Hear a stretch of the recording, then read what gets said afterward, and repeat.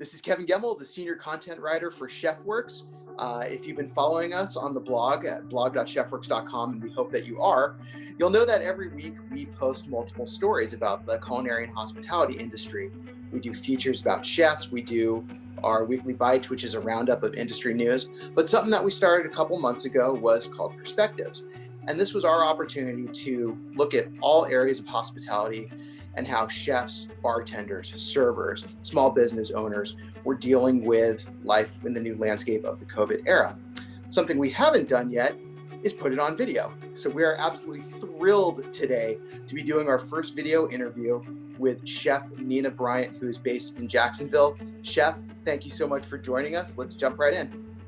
When I got out of the military, I didn't know what I wanted to do. It was more, I kind of felt like I was 18 all over again. So I was figuring my life out, and I always ended up in the kitchen. So I just felt like maybe that's the way I should be going. I ended up going to school right here in Jacksonville, Florida, Virginia College. And then, that's where you figure out what path you want to go to as a chef. So I wanted to know how they put 2 scallops and that black sauce. That's what I used to call it. I didn't know what it was at first. 2 scallops and black sauce on a plate with 2 peas and like some herb and charged $300. I wanted to know how they did that. I was very interested in fine dining, gastronomy, because I just didn't understand like how could you formulate that into one plate for $350? So I landed at a very high-end resort and spa here in Jacksonville. It is literally One Ocean Boulevard. It's called One Ocean Resort and Spa. And that's where my career got started.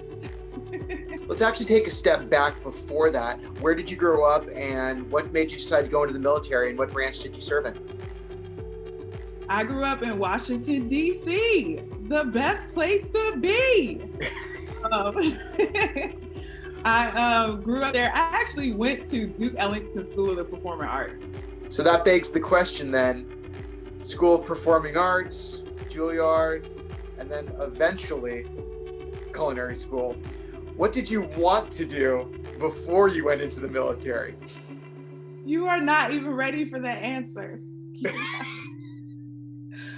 So my goal in life was to be an Italian opera singer. Like I wanted to get into a exchange program, but I didn't want them to exchange the kid to my house. No, I was thinking about like Audrey McDonald and, all the great opera singers. And I wanted to tour Italy and, sing in giant opera houses and wear big, pretty dresses and just sing. That's all I wanted to do. Nothing major. Okay, let's go to what's happening in 2020. 6 months ago versus now. What were you doing 6 months ago, and what are you doing today? 6 months ago, I was in a hospital.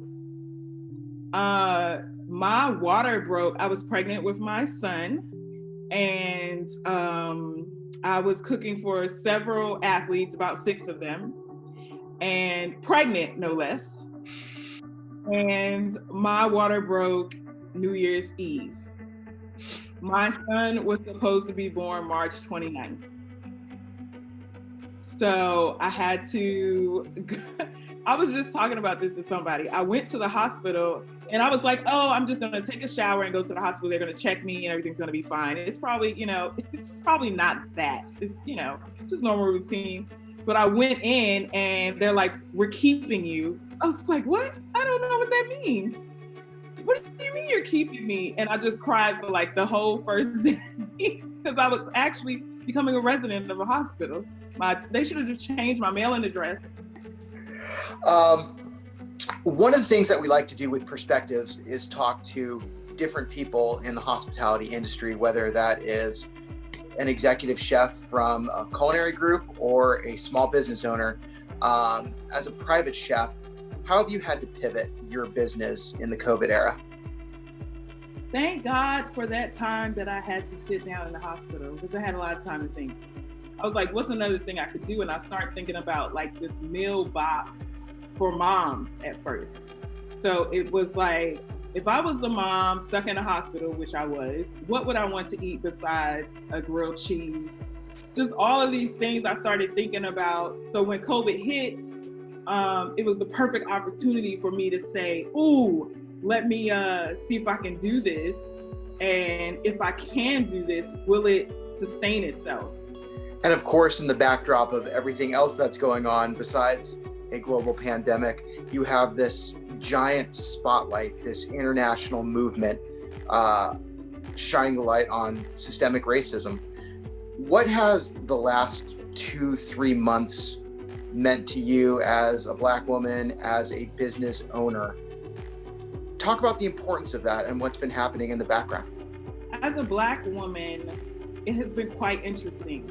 I remember Malcolm X saying the most underprivileged human on the planet is a Black woman. And I can totally feel that. But I think I have felt it my entire culinary career. I appreciate that the light is being shed more. I appreciate also that we're getting more recognized. I appreciate the time that it's taking. And I know we have to re-educate a lot and we have to do things differently. However, we've been here already. I think that it's important to know that we helped to shape America and we are continuing to help shape America. And it's important to not stop the movement, like keep these conversations going. I guess people always thought I was like pro-Black, but I'm pro getting it done. I want it to get done.